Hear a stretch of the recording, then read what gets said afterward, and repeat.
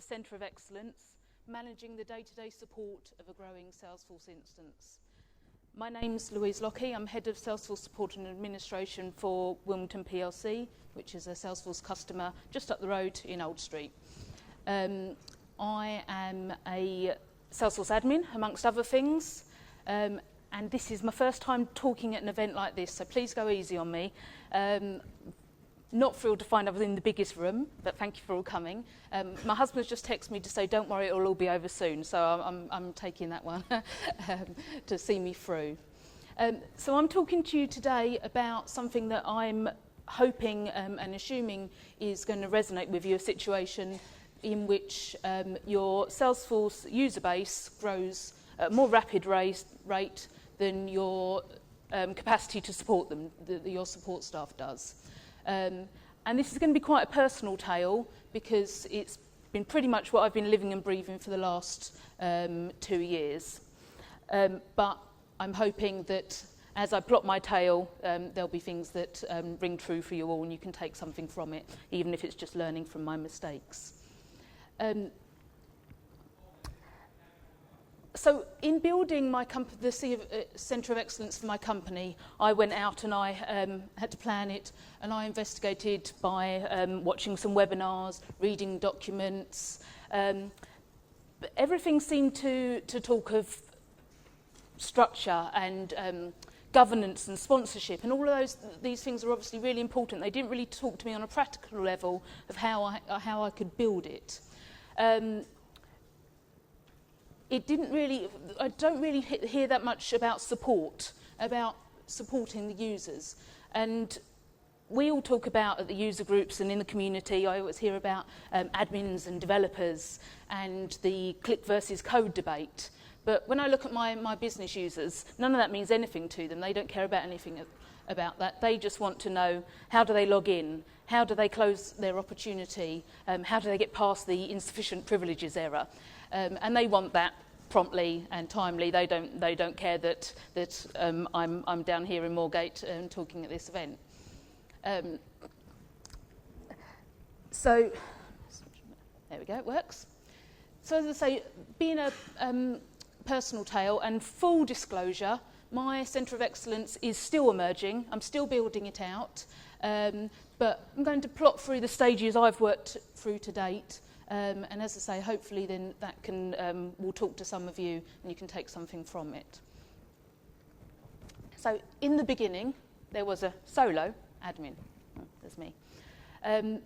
Now, I'm sure my company is not much different to most other Salesforce customers. We embarked on our first implementation by pulling together a group of staff that were already in the business, that brought the business knowledge, but also different expertise.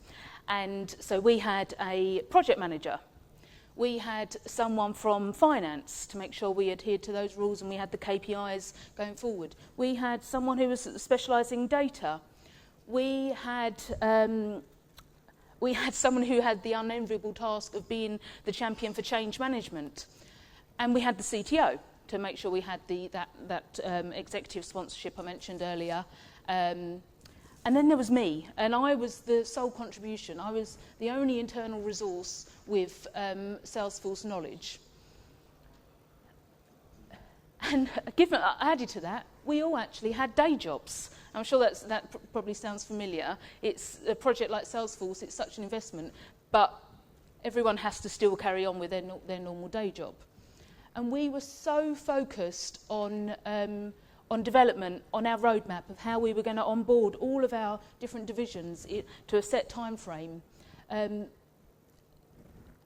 that was what we met about, that's what we talked about, that's what we planned, and all the sexy stuff.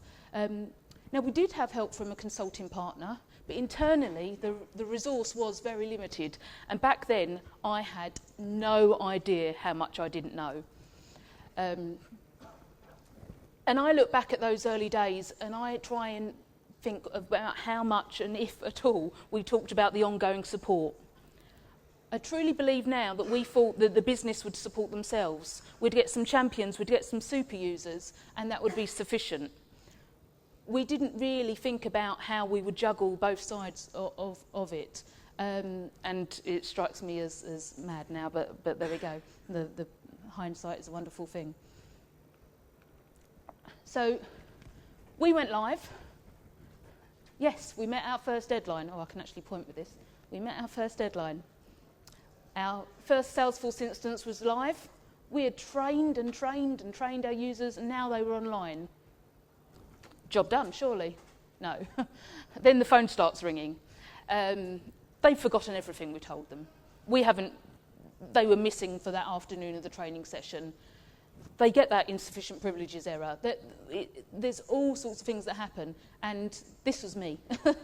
But what I was meant to be doing was I was meant to be journeying along this road here, happily moving along to the next division, the next instance we were going to get onto Salesforce, the next phase of our development. And so we as a business very quickly realised that that wasn't going to cut it. We needed to do something different. We needed to make provisions for supporting the users while journeying along this long road we had ahead of us. So that's where the point we got to. We recognised our need to build a centre of excellence. We identified that we needed to increase our resource and add structure to that resource. You can't do everything by committee. So how do you recognise that you're in a similar position? So whether we can answer these questions or not. Are you reactive rather than proactive? Are you constantly getting requests and having to deal with those rather than getting ahead of those requests and planning for them, thinking what the users might want? Are you therefore diluting your Salesforce expertise? If you're spreading yourself too thin, you're not going to be able to do any one thing properly. A bottleneck of knowledge. This is no good for the business. They don't like waiting for one person. They don't want to earmark that time and wait for that person to be able to move on to it. That's a risk for the business as well, because the person falls under the bus. There's all sorts of problems. All operation over strategy. Constantly chasing your tail to manage the operational and not being able to be strategic. And therefore not realising the full value of Salesforce. So not letting the system shine, not letting the system show the business what it can do for your company, and also yourself. As an admin, you're not able to show what you can offer the system and the business, because you are doing these things, as I mentioned earlier, diluting your Salesforce knowledge and becoming operational rather than strategic. And obviously, it goes without saying, that will mean overwork. So if we're answering yes to any of those things, then you're recognising the need to build a centre of excellence. But unfortunately, that won't happen overnight. So I've got some tips here on how I and my company are surviving the growing pains, because it's an ever-evolving thing. So my tools for survival were, first of all, use a system to manage the support tickets. Now, if I were doing it all over again, I would use Salesforce to support Salesforce. But my company already used Jira, just one of the many ticketing systems out there, in order to manage their HR requests, the facility requests, IT requests. And so our business wanted us to continue and use Jira for support for Salesforce as well. So we had a simple email address, Salesforce support app, that goes into the ticketing system. And I couldn't have managed with it all going into my email. It would have been completely mad. I would have lost track of everything. And it means you can also then use those metrics to have the argument for needing a centre of excellence. My company invested in Premier support, and that's enabled me to devise some training plans for my users, both at the beginning, that are mandatory, and ongoing. So we've had access to all of those Premier videos, and that's been really helpful, because we can't sit with them all the time. We can't train them all the time, and the little refresher videos and training plans with the knowledge tests and things like that have been vital for helping them feeling like they're getting that help, they're getting that training. And of course, I imagine not a single session today will go past without a mention of Trailhead. Although not at the moment having that much for users, There's a couple of trails, but I'm sure that's coming. The rapid pace it's growing. So I've used Trailhead to support some of my junior support staff, or to train my junior support staff, but I'm sure we're going to be using it for users soon enough. Be available. Easier said than done, I know, but there's a couple of tactics you can use. We try and apply clinic hours, so I'll earmark some time and say, look, I'm in meeting room 1 on every last Thursday of every month for said time, just so they can drop in. They don't feel like they're interrupting, and they can ask those questions. And stealing from Mike Gerholt, the Savoir, Salesforce administration by walking around. It's amazed me how much, if I just go and sit with laptop in one of the offices of our company, that they'll come up to me and they'll ask questions that they haven't put in, they haven't logged on Jira, that they'll do there because you're there and they think of them. So just being around has helped. Now, technology has been essential for me because my company is spread over 8 different countries. And so using Skype for Business, WebEx, GoToMeeting, having them not just have everything over email, letting them see your face, for better or worse, has helped them feel a bit more in touch with head office.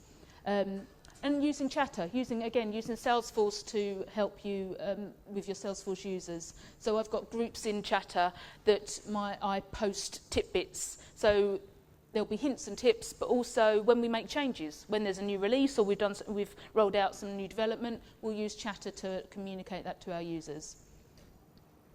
Providing user guides and crib sheets.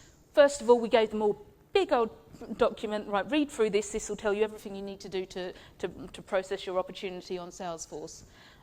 They loved it, it's reassuring, but it goes to one side. 2-page crib sheet for specific tasks has gone down a lot better.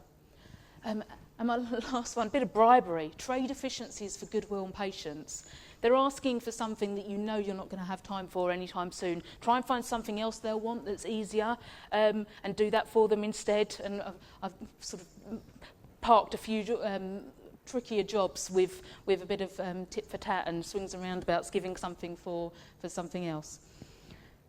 So hopefully those things have kept me sane, and while you are building out your centre of excellence. So how do you approach it? How do you define it? And what do you need from the Centre of Excellence? Now, as I mentioned earlier, I looked at lots of different documents when embarking on this, when we first recognised that we needed to grow. And not that many spoke to me, so I'm sure every company is going to be different. A Centre of Excellence obviously isn't just in relation to Salesforce, it's a term and something that exists out there in the world separate, but a definition here we have is a team, a shared facility or an entity that provides leadership, best practices, research, support and/or training for a focus area.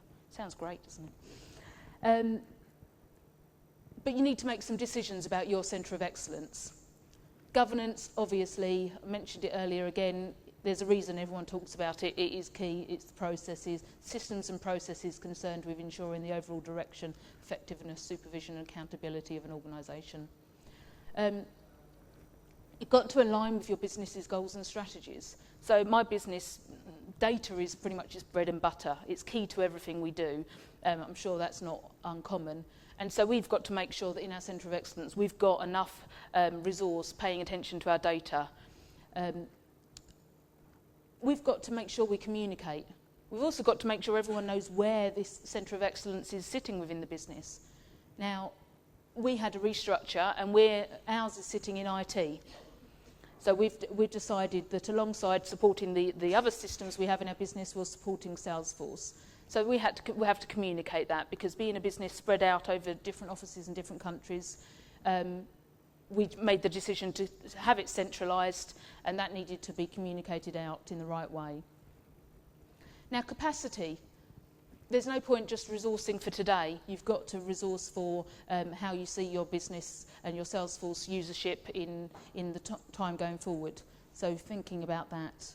And then structure, roles and responsibilities. And this is, to me, the key area. Who does what? As I mentioned earlier, you can't decide everything by committee. you need to make sure that people know what is their responsibility and where they're going to be involved in the conversation and to what degree. So this is the structure that we're working with. Now, exec sponsorship, obviously you need them to be on board, to be champions, but also to pay for it, so very key. And then we've got the business users. Now they feed into it in different ways. They feed in through super users and again getting on board and championing it, but also they need to feed in with their processes. They need to give you that intelligence about how they're running their business at the moment, on the systems you have at the moment, and on Salesforce once they're using it. In our COE, we've got one overarching person with an overarching view, an overview of everything, and I think that's key because you can't specialise in all these different things and know everything else that's going on in your Salesforce instance. You need to have that overarching view of it, but not be that, and this goes back to the operation over strategy, not be that operational, be more strategic. So one of our first tasks was to look at all the different things that we felt were important for our Salesforce instance and group them. Now these titles may not be the best, but they fit and they were the best we could come up with. And so we've got analysis. So we've got to analyse both before and after. So we have to analyse, we've got data analysis. Obviously really key, making sure that we have some, the data going in and how it's been stored is the best for the business. It's also compliant. Best practice, again, compliance, but also structure and consistency, making sure that we're all doing things at the same time. Are we all converting a lead at roughly the same part of the sales process? Process review, obviously, at the beginning and ongoing. Businesses change, and we need to ensure that what we've developed for them for Salesforce still applies. And then change management, which ties in very well with adoption, making sure that they are adapting to using Salesforce, they are leaving their spreadsheets behind, and they are using the system fully. And as I say, reporting gives us a tool to do all of this. I'm going to jump then across to delivery, because as a business that has an ongoing roadmap, we have to keep delivering, and I'm sure even those that are fully rolled out do the same, because it will keep developing. So again, process review for the first place. We have to deploy the actual Salesforce instance out to our users, work along that roadmap, and then we've got the click versus code, we've got the configuration and the development. But in the middle, central to all of that, is support. So we've got the internal help desk, the forgotten my password, how do I log in, where do I find this, the general guidance and TLC that they all need. Training, both at the beginning and ongoing, for new starters and for new developments, but also refreshers. The documentation that they need, that they want to stick around their desks and have reference. And again, adoption and reporting, because that really is all tied in with the support here. So this is the structure we need. So we identified that we need people to fill each of these slots. Now, how do you resource that? Now, obviously, this is going to be completely different for every business. The considerations, number of users. Now, I'm sure lots of you have seen this chart before. It's in several Salesforce documents and just gives you some standard metrics on how they feel you should resource relating to number of users. But that's not your only factor. You've got to think of geography. Can you actually support them all centrally? Do you need men and women on the ground where people are? The complexity of your instance. If you're just using Salesforce as a standard CRM, then it's going to be a different structure and different resources are necessary in your COE than if you are using it, as my company are, to do everything, to invoice, to fulfill your sales. And how will it evolve? So again, thinking for the future. Now, this is where I have to admit that this is the point we're at now. We know what our Centre of Excellence should look like. We've started getting those bodies in, but it's really hard. I'm sure, talking to this room, you all know that out there at the moment, the demand for Salesforce expertise is greater than the supply of them. And so that's the point that myself and my company are struggling with, finding the right people. Do we get in that expertise, or do we use business users and train them up in Salesforce? We're finding we're having to go for the latter because of the lack of the former. So other options are Premier Support again. They offer administration services, so you can outsource some of your Salesforce admin to Salesforce themselves. You can, of course, carry on using consulting partners and have a relationship with an ongoing relationship with them. I think that light coming on is telling me I've got to wrap up. And you can also have managed service contracts. And so that is, again, where you can outsource to other companies, not just Salesforce. So there we go. Oh, well, wow, that was good timing, wasn't it? So that's a bit about my tale and how my company have developed. And as I say, we're not there yet. We need more resource. But now we know what we want, which was the first step, and that was defining our Centre of Excellence. Getting all of those positions filled is going to be our next challenge. So perhaps I'll talk about that at next year's London's Calling.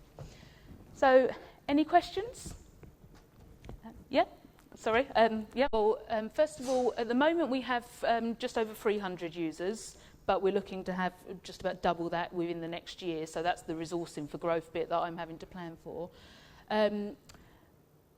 That was part of the challenge, the actual finding the money for it. And in all honesty, the reason I've been able to now resource it is because they've seen that we just weren't able to support that juggling slide. We weren't able to support and go down the roadmap, and so the roadmap, our onboarding, was jeopardised by the fact that we were spending too much time supporting our existing users, so it almost forced their hand.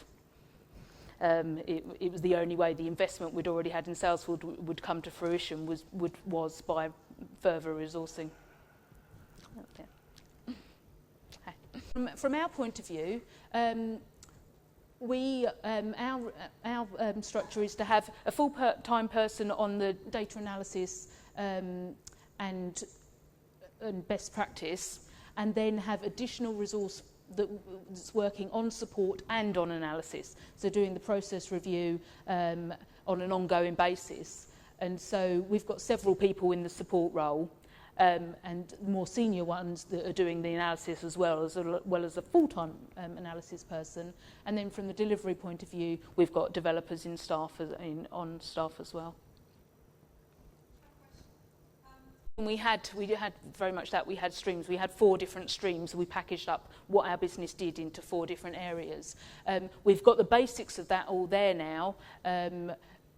So each time we go to a new business, we're having to do extra configuration and development for them, as well as rolling it out, what we already have to them, as well as thinking about the next one down the line and supporting the existing users. So there's always those... Sorry?